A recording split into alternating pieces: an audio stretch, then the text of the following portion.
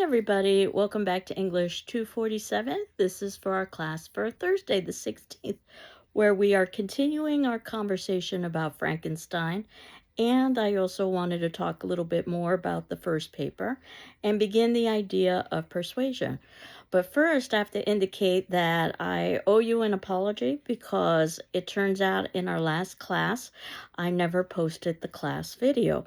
I just realized this last night. So I have posted the class video, and it's also at the bottom of this particular class's notes in the event that you haven't had an opportunity to see it yet.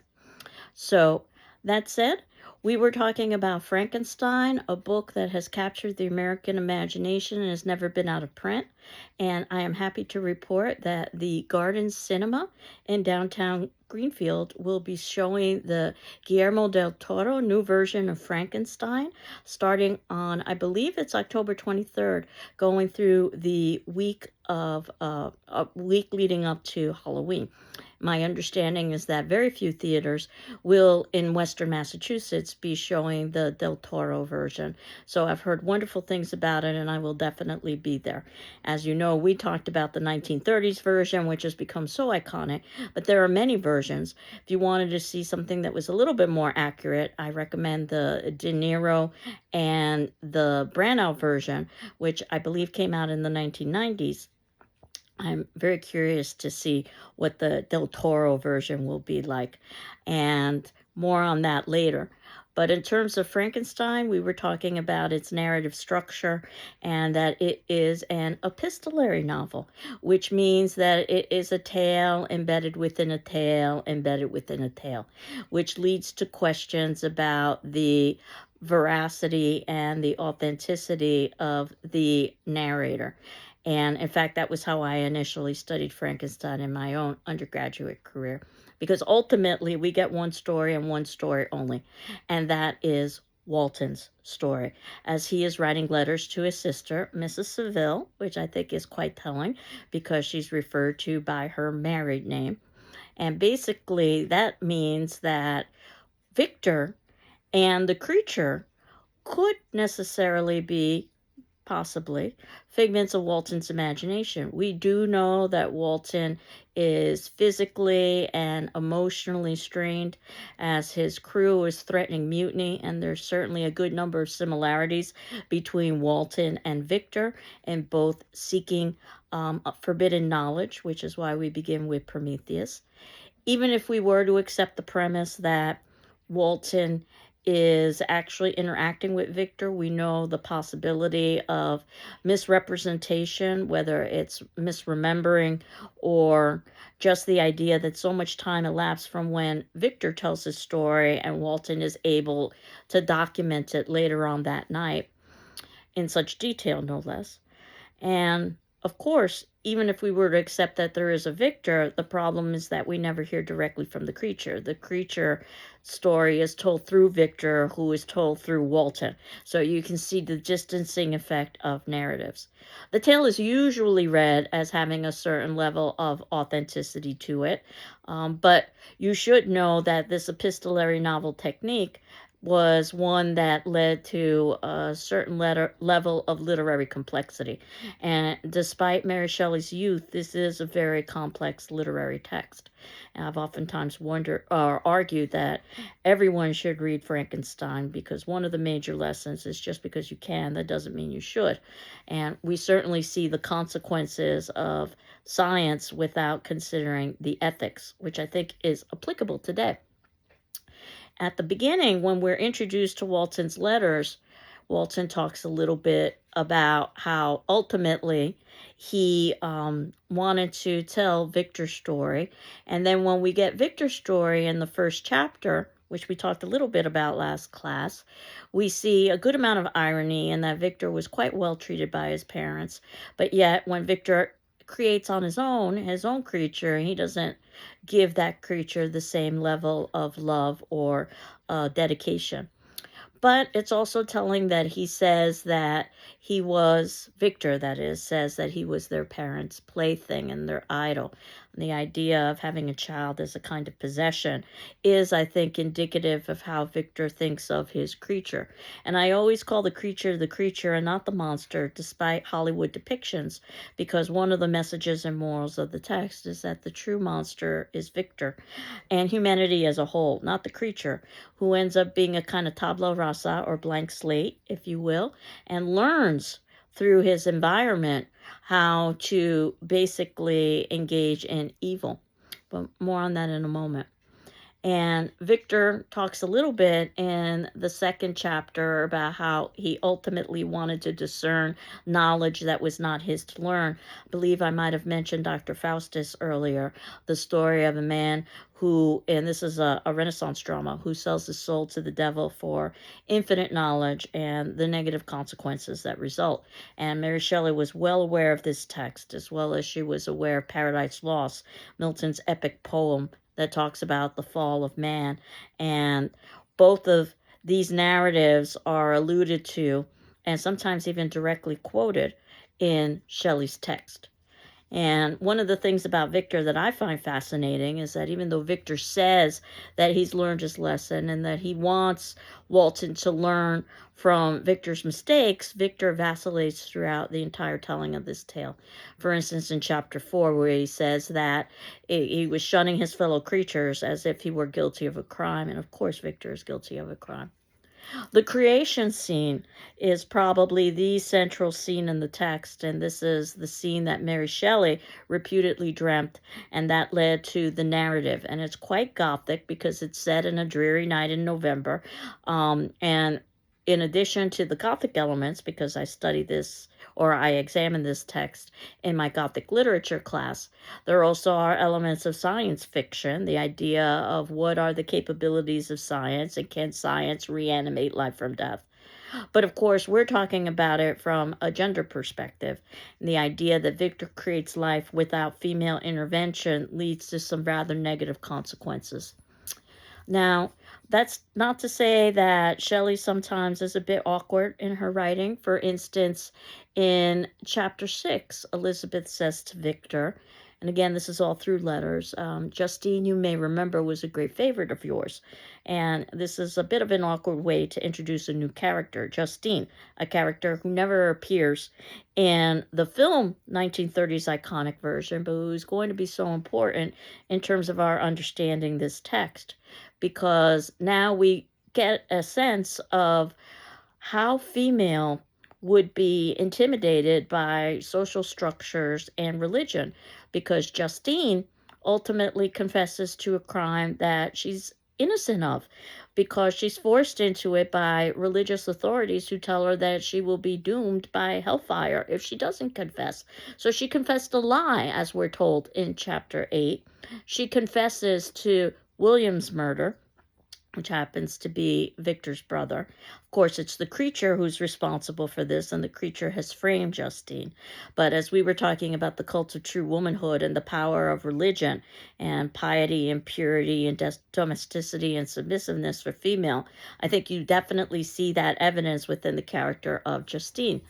And when we are introduced to the creature, we see an incredibly intelligent and articulate creature, unlike what, of course, Hollywood oftentimes provides us, which gets us to the question of nature versus nurture. How much of this creature is evil? Hollywood provides a very pat explanation for this in the 1930s version by saying that the creature is made from an abnormal brain. But the reality is that nurture or environment definitely influences the creature, because the creature seems to be, if nothing else, at least a blank slate and perhaps even benevolent.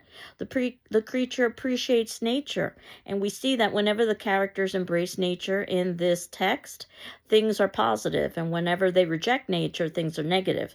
And because nature is oftentimes viewed as feminine, I think it also is an embedded commentary about what happens when man accepts or rejects female. the creature also engages in activities to help the DeLacy family. Another plot that's not part of the Hollywood version, that he realizes that the family is in dire straits, so the creature changes its behavior. Rather than taking their food stores or their firewood, instead the creature helps to replenish them. And of course, the family's delighted because they have no idea how this is happening. The creature is able to teach itself language. Again, we might have to suspend disbelief a little bit that the DeLacy family happens to be teaching language to a second language learner. So the creature is able to watch and observe, and that the creature finds, and in some ways, this is perhaps even more laughable, a satchel of books in the wilderness, as if we could go into the wilderness and find a satchel of books of some of the greatest pieces of literature ever written, no less, including Paradise Lost. And the creature definitely compares itself both to Adam and to Satan, God's creations that were ultimately rejected by God. And we get in chapter 11 the creature story and the whole DeLacy family story. Part of what's pivotal about that story is that the patriarch is blind, which gets to the idea of the other, which is embedded within this text, that we tend to reject that which is different. And the reason why the creature is feared is because of its appearance, which seemingly is viewed as hideous. And the only hope the creature sees at this point of being able to make some kind of human connection is reaching out to the patriarch of the DeLacy family because he's blind. Perhaps he can, the creature, illustrate his intelligence and his ability to reason before the creature is rejected purely because of its outward appearance. And think about how applicable that is to many of the isms that we talk about in our society, such as racism or classism or sexism, where surface appearance oftentimes influences perception of others. It turns out, of course, that the DeLacy family has this convoluted tale embedded within it as to why the family is in exile and is living in seemingly very humble circumstances, almost poverty stricken. It turns out that the son of the family, Felix, had befriended somebody who had been unjustly accused of a crime. Felix, in an attempt to help him, made a deal with the person that ultimately, if Felix was successful, he would be rewarded with the daughter of that individual. And of course, we know how women would be viewed as property during that time period. And it's one of the things that Cult of True Womanhood talked about. So we see that very much illustrated in there. And of course, when the creature asks, as he reviews all of the sins associated with mankind, was man indeed at once so powerful, so virtuous and magnificent, yet so virtuous and base? And the answer is yes. And we learned this through the DeLacy family as well as through the actions of others, such as Victor. For instance, Felix DeLacy is double-crossed, and while he does everything in his power to attempt to help his friend, ultimately the idea of giving his daughter to a Christian because he's an Arab is so distasteful to him that he would never do so. And we definitely see a Eurocentric bias in Shelley's text, as progressive as she might be. We saw this, for instance, with Elizabeth, who was adopted into the family in part because she was fair and thin, unlike some of the other possible adoptees.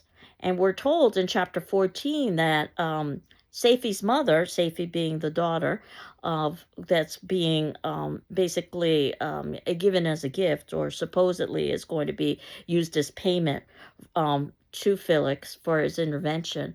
Safie's mother, a Christian Arab, taught Safie to aspire to the higher powers of intellect and independence of spirit, forbidden to the female followers of Muhammad. And certainly, there certainly is a level of more independence and autonomy for female through Christianity, but certainly we've also seen that that was pretty limited in comparison to today's world. Safie's father loathed the idea that his daughter should be united to a Christian. This is what we're told in chapter 14. And if we have questions about how the creature could know about its origin story so that ultimately it could seek out Victor, we're told in chapter 15 that soon after my arrival in the hovel, you'll remember that once Victor creates the creature, Victor runs off, and then basically the creature's left to fend for himself. Soon after my arrival in the hovel, I discovered some papers in the pocket of the dress, which I had taken from yours, being Victor's laboratory. So again, notice how important letters are in terms of storytelling. And the creature in chapter 16 basically has hunted down Victor after the creature has killed William in an act of revenge, after the creature realizes that William is related to Victor, the creator who abandoned the creature. And of course, taking one of Safie's pieces of, or I'm sorry, Justine's pieces of jewelry and planting it on the victim so that it would appear that Justine is responsible for the crime. Justine was off on her own in a search party looking for William. And we know that Justine, she basically admits to a deed that she's innocent of because of the religious pressure, especially for female during this time period. The creature has sought out and found Victor and basically has told Victor that only on you had I any claim for pity or redress. Now, the creature is going to appeal directly to Victor.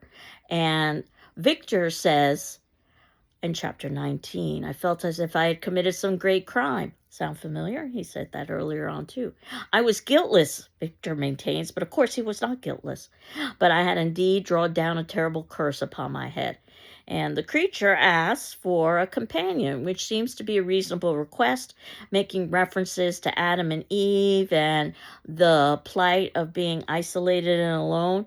Note that the creature asks for a female, and in some ways the creature is duplicating the same sorts of sins that Victor was committing, and that a being be created purely for his own benefit and satisfaction.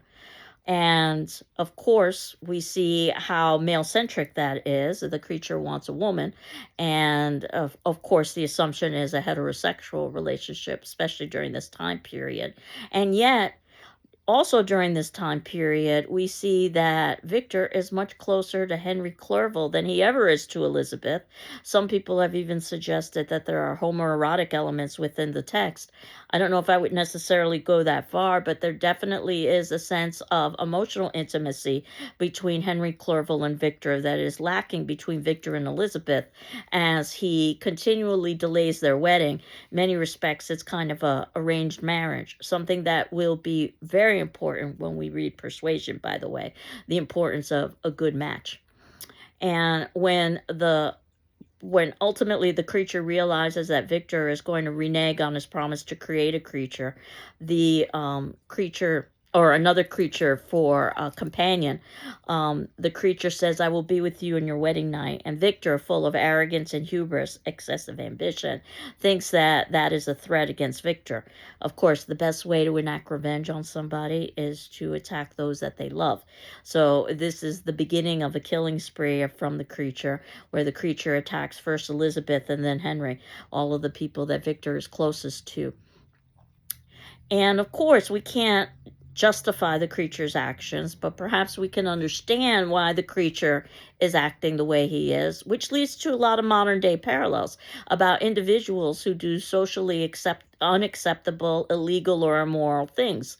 And yes, they have to take responsibility for that, but yet, how have they been shaped by their environment? How much of this is purely their fault? And there are no easy answers, as we see in literature, because literature is a reflection of humanity. And there are no easy answers in humanity. And eventually, what we're going to get is a return back to Walton. It's very easy to forget that this is an embedded narrative of letter within letter. And Walton's crew is quite mutinous at this time. And in chapter 24, Victor tells the crew, be men, or be more than men. Be steady to your purpose and firm as a rock. This from Victor, after he had indicated that his ambition and his motivation was to try to convince Walton not to follow in the disastrous footsteps that Victor himself had been in. So again, we see that Victor is able to take responsibility, but only up to a point as he vacillates. And of course, we see this chase scene between Victor and the creature, this love-hate relationship between the two.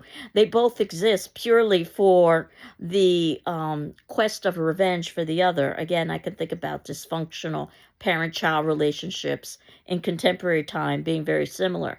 And when Victor dies, the creature no longer sees any purpose in living. The creature's purpose in living was to enact revenge on his creator. And the creature says, impotent envy and bitter indignation fill me with an insatiable thirst for vengeance. I was the slave, not the master, of an impulse which I detested, yet could not disobey. The idea of servitude and mastery about who is in control, who's not in control, is oftentimes an element found in literature itself. We're told that the creature is decided in the last chapter, chapter 24. I shall collect my funeral pile and consume to ashes this miserable frame. So in theory, the creature is going to commit suicide. We don't see the suicide, which certainly leaves the possibility of a sequel, not necessarily unclever for an author to be able to do something like that. And if there's any positive ending in this, it's perhaps that Walton decides to turn back, but more so that we as reader might have learned some lessons from the text, not to aspire to the knowledge of gods, to have some level of humility, not to engage in unnatural acts, and certainly creating life from death and creating life from female are both quite unnatural. So I had referenced persuasion a bit, and you can see that in the notes below in section 2. I have the link for that. I wanted to begin talking about persuasion, then move forward, talk a little bit about the paper, and then we could continue to talk about persuasion as well. So I'm giving you a little bit of time to catch up in the event that you need to. I know that in my last attendance question for Frankenstein, I had asked you to identify an important quote, in part because I realized that you might have been in different places in your reading and you may not have necessarily finished the text, so that would allow you to identify an important quote based up until the point that you've read. But certainly at this point, you should have finished reading Frankenstein. Ideally, you would have finished reading Persuasion, or at least that you're a good way through it. But in terms of thinking about persuasion, this is going to be a very dense and slow novel to illustrate the kind of empty lifestyle of the landed gentry and of nobility. These are characters who come from a great amount of privilege. Not to say that Victor doesn't come with privilege, of course he does, but this is a whole other level. This is a world of the British landed gentry. In other words, they don't need to work. So they spend their time in leisure activities. They are overly concerned with status and title, with money and property. This is a negative critique by the author of this sort of lifestyle, told through the eyes of our narrator, who happens to be Anne Elliot, who, yes, is a member of this landed gentry. So, of course, she was influenced by it, but she has an ability to see flaws within that lifestyle that her other family members do not. The long classical sentences that Jane Austen uses are very similar to kind of like these long, leisurely activities of the landed gentry. So the writing style very much influences the lifestyle of the characters described, where of utmost importance is making a good match. In other words, marrying within or ideally above one's station so that one could improve one's rank. And we're introduced to this idea through the Elliot family, and we're introduced to Sir Walter Elliot. Notice he's a sir, so he's got a title at this point. And we are also introduced to the idea of whether or not a male is going to remarry. This is the major concern that starts the novel, in that ultimately Sir Walter Elliot is a widower.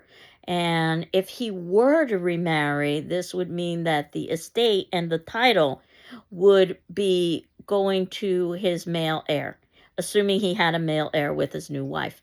And with his previous wife, Lady Elliot, they did not have a male heir that was living, only daughters, which is problematic in terms of continuing the family name and the distribution of the estate, which would probably go to the nearest male relative, which is what leads to some of the tension that, if you can even call it conflict, because it's compared to Frankenstein, so little happens seemingly in Persuasion.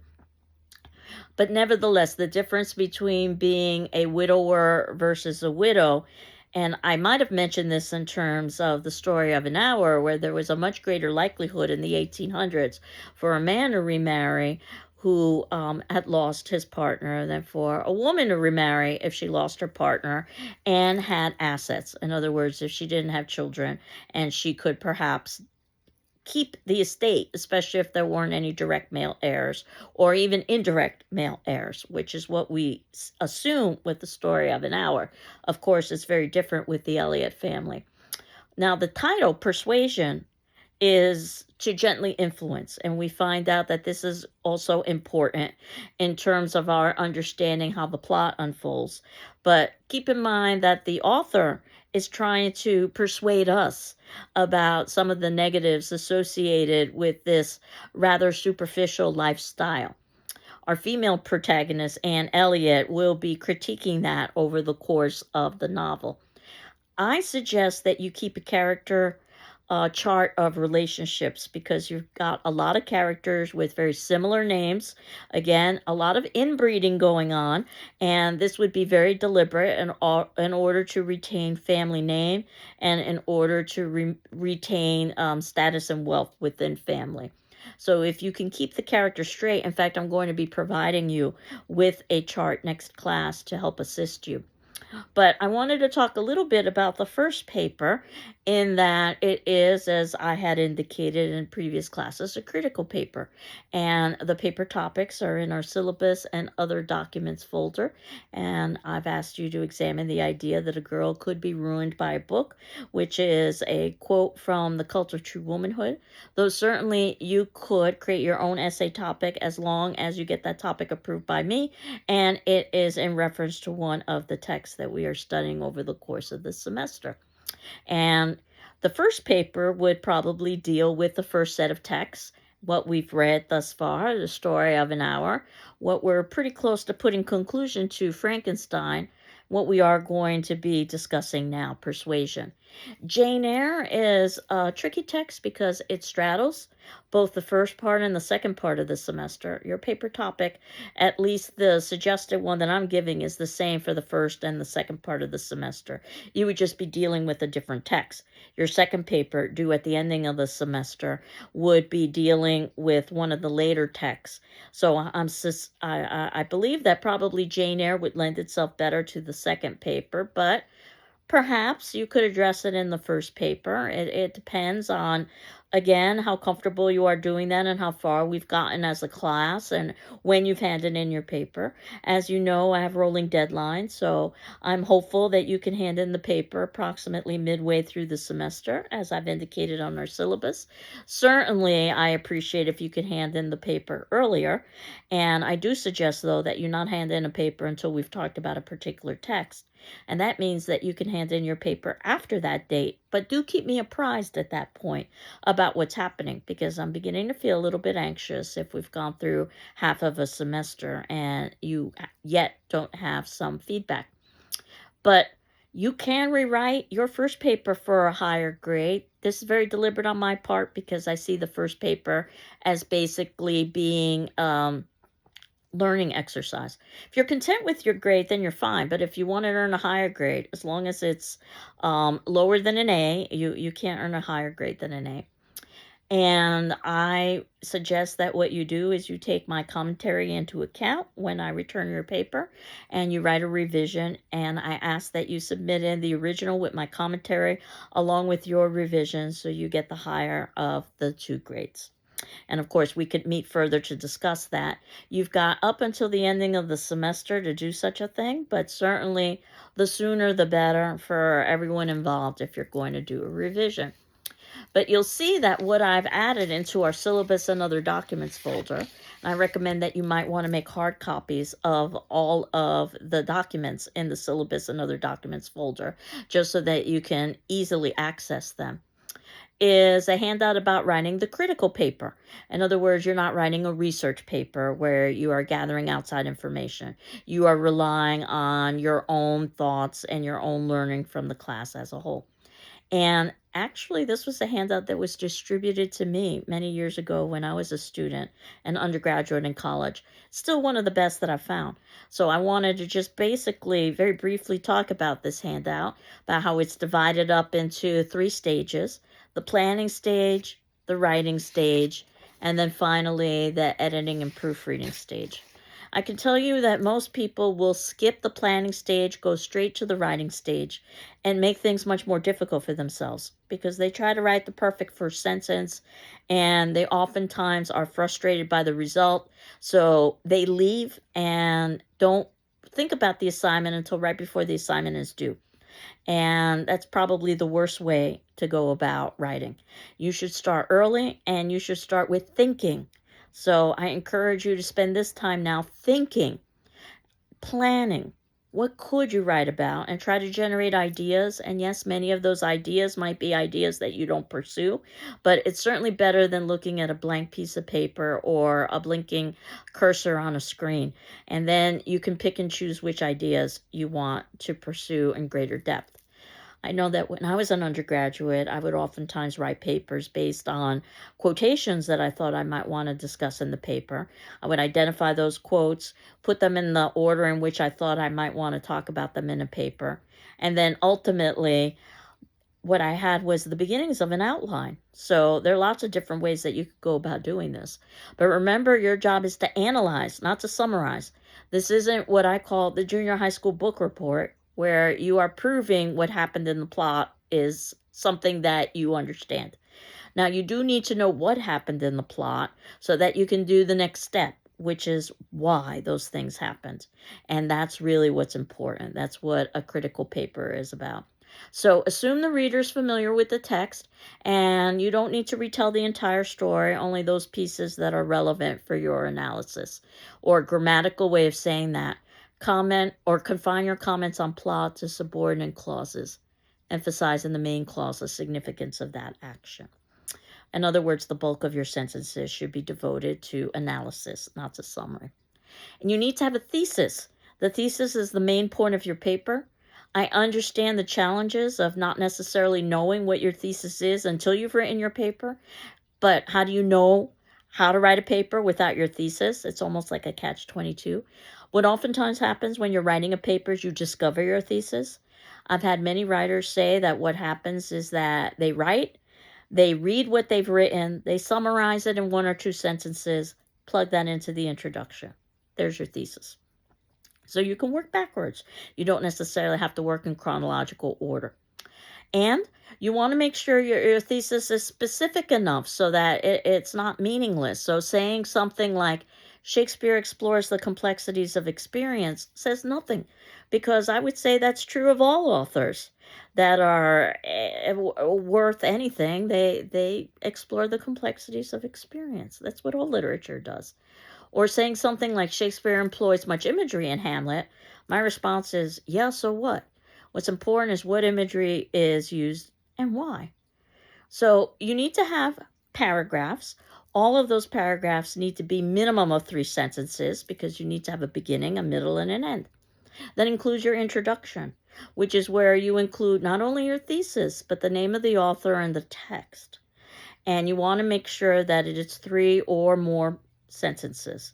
Anything less is not considered an academic paragraph, even though I'm well aware that sometimes in journalism, for instance, you might write shorter paragraphs, but this is not a class in journalism.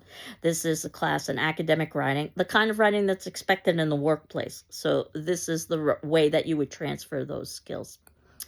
And well-written paragraphs have a topic sentence. Not all paragraphs have topic sentences, but most paragraphs should have topic sentences. The first sentence that summarizes what the paragraph is about. So if you have a well-written paper, you should, in theory, be able to read the first sentences of your paragraphs and get basically an overview, a kind of outline, if you will. You might want to try that with some of your textbooks, though textbooks are notoriously poorly written, so you might not be able to find that. And your body paragraphs, which need to be 3 or more sentences long, which is where you give your evidence and your details. And probably your paragraphs will be much longer than 3 sentences. It's the topic sentence that determines what specifically you're going to be examining in that paragraph. This is where you give your evidence, because basically my job is to take the opposite position of whatever it is you're arguing. It's the reason why so many English majors move on to law school, is because they learn how to argue, and a good attorney can argue either guilty or innocent, defense or prosecution in a court case. Obviously, there are cases where there are more pieces of evidence for one side than another, but a good lawyer can argue both sides. And the idea is, which pieces of evidence do you focus on in detail? And that's what you're doing with the literary text, in effect. So your thesis is not just the statement of a fact, it's a position upon which reasonable people could disagree. And your evidence, your detailed evidence throughout the course of the paper, is going to be reliant in part upon quotation and paraphrase. Quotation is a direct word-for-word quote, and you need to use quotation marks, and you need to document that. More on that in a moment. Paraphrase is when you put it in your own language. And you want to be careful to avoid the extremes with evidence. You don't want to submit in a paper with no quotation, but you also don't want to submit in a paper with too much quotation. And I can't necessarily give you a specific number of quotes that would be appropriate, but ask yourself, does this quote add value to your argument?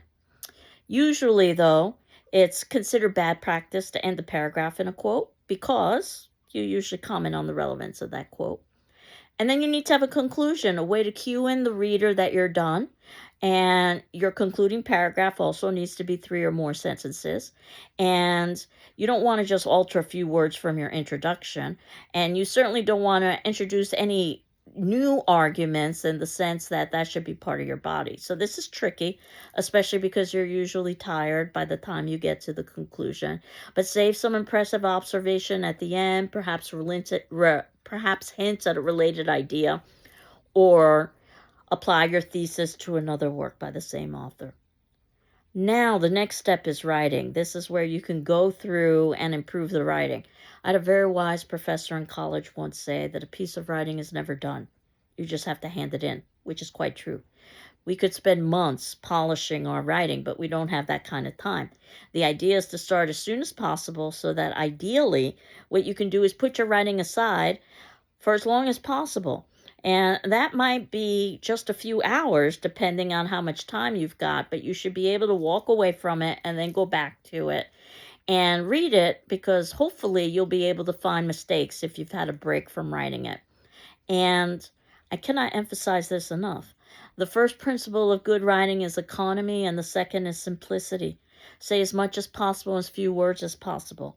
So what you should be able to do is to go through your sentences and ask yourself after each sentence, can I rephrase this sentence in fewer words and not sacrifice meaning? If the answer is yes, 9 out of 10 times you should do that. Yes, I'm aware that will shorten the length of the paper. Better to have a shorter paper that's well written than a longer paper. So when teachers talk about length, they're not talking about words necessarily. They're talking about arguments. That's where length comes from, the number of arguments, not using a lot of unnecessary language. It's one of the reasons why we avoid the use of I in formal writing. I think, I will argue, I will feel. The assumption is that the entire piece of writing you're engaged in is a reflection of your thoughts. But you could easily delete, I think, I will feel, I will argue. So use strong verbs, strong nouns, adjectives, and adverbs. The descriptive words can be useful, but if you're using them just to pad the paper for length, then that's not very helpful. Keep in the active voice, which means to be very clear when you're writing sentences that the subject of the sentence, and that's who or what is performing the action, the subject of the sentence is clearly engaged in the action rather than the action occurring to the subject. So a very quick example might be something like, Lillian graded the papers. as opposed to the papers were graded by Lillian. Both are grammatically correct, but one is considered active. The first, Lillian graded the papers, very clearly shows that the subject of the sentence, Lillian, is engaged in the grading. The second sentence, the papers were graded by Lillian, it's as if the grading was happening to Lillian. But also think about, if this seems a little bit difficult to comprehend, what I had suggested about being as concise as possible. Lillian graded the papers 4 words. The papers were graded by Lillian 6 words. Not a huge difference, but again, the rule is that if you can say it in fewer words without sacrificing meaning, 9 out of 10 times you can. Certainly there are exceptions. I kind of liken driving to writing, in that we follow rules and occasionally we break those rules, and hopefully there are good reasons for breaking those rules. And we're not breaking them purely because it's our mood or because we are uninformed about the rules. So the idea is you want to mix up your sentences. You don't want too many long sentences, then the paper sounds dense. Don't want too many short sentences, then the paper sounds really clipped. And the idea is mixed long and short sentences. You don't want your paper to sound choppy with all those short sentences. And you want to vary your sentence beginnings. You don't want multiple sentences, especially if they're all starting after one another with the same beginnings. You want to vary your sentence beginnings. Avoid cliches, which are basically tired expressions that don't have any originality. And also avoid slang, which is informal language that is not considered standard. If you think about it, slang is what's created by every generation of teenagers. And yes, sometimes slang goes mainstream, but the idea behind the creation of slang is that it's not universally understood. And the idea of a cliche or a tried expression, something that's been stated so often, a rose by any other name would smell just as sweet, which is actually a statement by Shakespeare. And believe it or not, Shakespeare oftentimes created many of the expressions we use every day. So people are quoting from Shakespeare, don't even realize it. But at the time when Shakespeare wrote it, it was original, and now it's considered cliche. And if you think about some of our expressions, some of them are nonsensical. The grass, or I should say, it's raining cats and dogs. What do cats and dogs have to do with rain? And if you were learning English as a second or a third or a fourth language, it would be really difficult to wrap your head around some of these expressions. That somebody is a cool person technically is in relation to temperature, not necessarily to personality. I always tell a story at this point, so if you've taken other classes with me, you've heard the story. I try to tell humorous stories. Unfortunately, there's nothing humorous about this. But it did happen several decades ago. A second language student went to a party, went to the wrong home, a home that had been burglarized. So the owner was, shall we say, nervous. And when the student knocked on the door and the owner opened the door and the student asked if this is where the party was occurring, the owner responded by stating a slang term, freeze, which means informally not to move. For whatever reason, the student misheard, misunderstood, and took a step forward, which is the opposite of freezing. And the owner responded by taking out the gun he always carried and shooting it off and killing that student on his doorstep. I use this as a cautionary tale about the consequences of misunderstanding, and that this is one of the reasons why these seemingly strict rules exist, is that there would be less of a possibility of misunderstanding if there was some sort of standardization. Now, certainly the way we speak is different than the way we write. The language of the streets, so to speak, became, after that incident, increasingly important in classrooms, because if you're going to navigate the daily world, you need to understand that freeze means more than just a liquid turning into a solid at a particular temperature. It also has a slang term for stop. But that's the reason why we talk about avoiding cliches and tried expressions. I also suggest that you try to avoid contractions. Words like don't, can't, won't, when you're contracting 2 words into one. I was taught in a very formal way, so this is the way that I was taught. It's not necessarily incorrect, but it's considered informal to say don't or won't or can't. And I suppose if you're ever desperate enough to count the number of letters in your paper for length, saying do not or cannot is a little bit longer. So, one thing that seems counterintuitive, but again, I can't emphasize it enough, keep in the present tense. So I'm well aware the literature was written in the past. I'm well aware you read it in the past. But when we discuss it, it's happening in the present, as if it is unfolding now. So it wasn't that Victor said, it's that Victor says to the creature. And the idea behind the semicolon, which is a piece of punctuation that frightens people, and I don't think you should be frightened by a piece of punctuation. A semicolon is just used to divide two complete sentences that have a close connection to one another. I'm well aware that most sentences, if they're appearing next to one another, have a connection. But if you specifically want to draw that close connection, you can. And yes, you can use a period, which is what we usually do. So you don't want to become what I call semicolon happy and put semicolons between sentences in the way you would with a period. But occasionally, maybe once or twice in a paper, certainly not multiple times in a paragraph. If there are two sentences that are closely related to one another and you want to show the relationship, you would use a semicolon. The other rule for a semicolon is just if you're listing items and those items have commas within them, then you would use a semicolon to separate the items just so that things don't become confusing. But the presentation stage of this, proofread, and by the way, proofread. Avoid mistakes in previous papers. That's the idea behind the second paper. You need to have a title to your paper, and it should be original. So you don't want to call your paper, for instance, Persuasion, if you're writing about persuasion. You can certainly embed the paper title within your own title. So you might want to talk about class structures in persuasion. That would be an original title. And the titles of novels and longer works are either underlined or italicized. Think about if we were handwriting, we wouldn't be able to italicize, so we were underlined. The titles of shorter works, such as short stories or poems, those titles are put in quotation marks. That lets the reader know that that title has been published, whether it was put in a quotation mark or is underlined or italicized. Your own title need not be listed in that way because you haven't published your work yet. But if you are referring to a text in your title that has been published, then you should use the conventions to show whether or not it's a longer text by underlining or italicizing or a shorter text with quotation marks. And to show how old this handout is, it says instructors prefer typewritten papers. Your paper needs to be typed, double-spaced, 1-inch margins. I asked for a title page, which is a separate sheet of paper that lists your name, my name, the class, the due date. This is listed on our syllabus and something that I'm going to be talking about next class because I'm cognizant of the time.